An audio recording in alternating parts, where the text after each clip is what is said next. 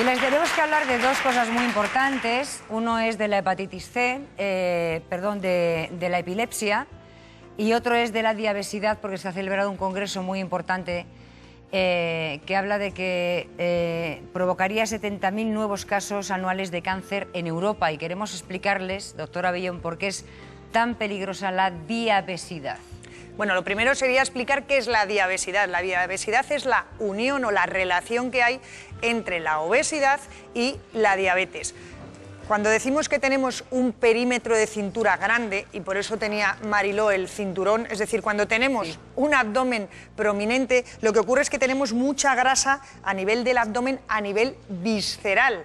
¿Y qué ocurre si tenemos grasa visceral? Que esa grasa, ya hemos dicho, está inflamada. Esa grasa produce lo que se llaman adipocitoquinas inflamatorias y produce resistencia a la insulina. Esto es muy importante porque nuestro páncreas, que es este órgano que tenemos aquí, el que produce la insulina, produce insulina, pero como tenemos resistencia a la insulina, esa insulina no produce, o sea, no trabaja correctamente, y lo que hace es que el páncreas produce más insulina para intentar vencer esa resistencia, y con el tiempo se agotan las reservas de insulina en el páncreas y aparece la diabetes. Por tanto, es muy importante perder peso, porque al perder peso disminuiremos la grasa intravisceral y haremos que el páncreas trabaje mejor y que la diabetes se controle. Pero como tú bien decías, la diabesidad, o sea, el exceso de grasa, sobre todo a nivel visceral, está en relación con la aparición de cánceres. 70.000 nuevos casos de cáncer al año como causa de ese aumento de peso,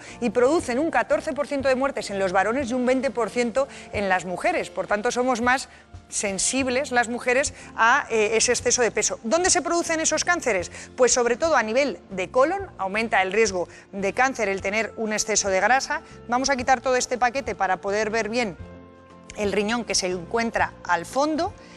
El riñón, el cáncer de riñón también está en asociación con un exceso de peso, el cáncer de endometrio en la mujer y el cáncer de mama, sobre todo en las mujeres posmenopáusicas.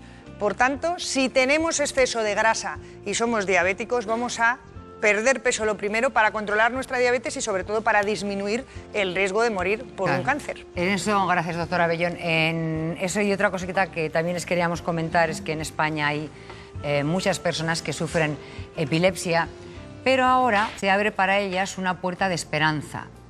¿Por qué? Porque hay unas intervenciones como las que vamos a ver en el siguiente reportaje, son sumamente interesantes, que nos va a descubrir nuestra compañera Isabel Otero. Miguel Ángel es uno de los 400.000 españoles que tiene epilepsia. En su caso no es de nacimiento. La primera crisis... Tuve a los 10, caí de 4 metros, entonces me empezaron, eso fue a los 30, a los 32, me empezaron a despertarse, empezaron a darme. Tras someterse a varias pruebas, han decidido operarle. Con este gorro le hacen un electroencefalograma para ver su actividad cerebral, o mejor dicho, cómo se comporta su cerebro durante las crisis de epilepsia. Es una enfermedad eléctrica y la neurofisiología lo que hace es el estudio de todas las funciones eléctricas del sistema nervioso. De modo que es, digamos, nuestra patología por excelencia, porque lo que vamos a hacer es el diagnóstico de la zona donde comienzan las crisis epilépticas. Hay otra prueba diagnóstica más sofisticada que sirve para saber exactamente dónde se origina la crisis epiléptica. Es hacer un electroencefalograma directamente al cerebro. Colocan 64 electrodos directamente en la corteza cerebral hasta que el paciente tiene una crisis epiléptica. Así saben localizar la zona en la que hay que operar. A través de pequeños agujeritos en el cráneo se pueden poner electrodos como los que estamos viendo aquí, los inserta el neurocirujano en el quirófano y después se quedan metidos en toda la superficie, en todo el parénquima cerebral, en todo el cerebro, distintos electrodos, y vamos a registrar la actividad eléctrica. Este es el resultado. Gracias a estas imágenes se ve exactamente dónde empieza la crisis epiléptica, que es el área que extirpará el neurocirujano. La zona que tenemos que quitar es pequeña. ¿Por qué? Porque lo que se quita es corteza cerebral. La epilepsia está provocada por una serie de neuronas que de pronto se vuelven locas, por ponerlo, o descontroladas. Pero en ese descontrol descontrolan a las normales y se producen las crisis. Si nosotros quitamos esa zona de neuronas que son en el fondo, la persona no va a perder nada. Lo que va a perder es un moscardón que le está impidiendo al cerebro normal ser normal. Ahora mismo están operando a Miguel Ángel, en estos quirófanos en los que ya se han realizado más de 1000 operaciones de neurocirugía de la epilepsia. Son más de 6 horas de intervención para intentar acabar con sus crisis. 11 profesionales ponen todos sus sentidos en esta cirugía, respaldados por las tecnologías más avanzadas, y vuelven a confirmar la zona que hay que extirpar, colocando una manta de electrodos directamente sobre el cerebro. Localizar la zona, delimitar mejor y después proceder a la extirpación quirúrgica de ese trozo de corteza, por lo mejor 2 centímetros cuadrados. Y esos 2 centímetros librarán a Miguel Ángel de las crisis epilépticas. La operación ha sido un éxito, como el millar de intervenciones que han realizado sin un solo fallecimiento. Ese último dato que has hecho, 1 millar de intervenciones sin un solo fallecimiento, entiendo, doctor Guerra, que es para quitarle miedo a la gente que ahora esté pensando en hacerse una intervención, ¿no? Sin duda, y sobre todo quitarles miedo en relación a la patología de la epilepsia. La patología de la epilepsia es algo que bien controlado, medicado y en este caso operado, está perfectamente controlado y se puede curar, ¿no? Y como bien nos ha dicho el doctor García Sola, que es un fenómeno de la neurocirugía, como lo que quitamos es un poquito de la corteza cerebral, es una intervención con muy bajo riesgo.